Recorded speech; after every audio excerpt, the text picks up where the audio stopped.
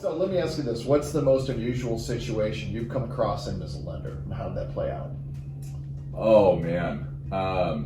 We've had some crazy stuff. We've had houses that we look at and we had no clue if we could even get it done. We've had, I've had multiple clients that get all the way up to closing and all of a sudden lose their job. All right, so there's actually a good friend of mine. I won't name names. He knows who he is. If he watches this, he'll know exactly who he is. He's a good guy, great guy. His wife is awesome. So they're buying their first house. They're all excited, and he calls me and says, "Hey, just a heads up, the week before we're closed, we actually have a trip planned to Mexico." And I said, "Okay, cool. Like, no big deal. You know, like, we really don't need much from you, but take a computer just in case, and and have someone at the house if we need a document." So we had it all set up. We're ready. He goes off to Mexico. We go to pull the final, stuff right before we close, final verification of employments and stuff like that.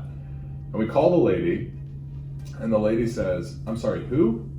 I said, "Well, so-and-so, and he works here." And she said, "Oh, okay, hold on." And she comes back and says, "All right, I had to go pull his file. It'd be easier to find if he still worked here." I said, "Wait a second, time out.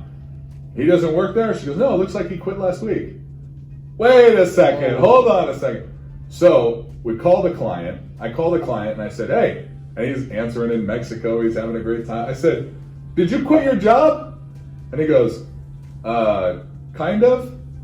And I go, "Kind of? What do you mean?" He goes, "Well, yeah." And I go, "Well, why'd you quit your job?" He's like, "Because I was going to Mexico and I thought maybe when I got back I'd just try to get another job."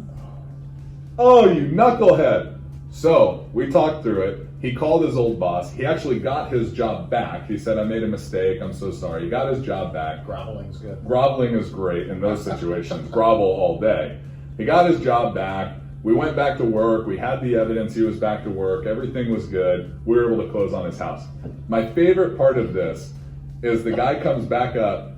He comes back up from Mexico, and through the whole signing, his wife is just staring at him. And he's just like, I know I messed up, I know. And I said, "Don't do this to me ever again, man." So.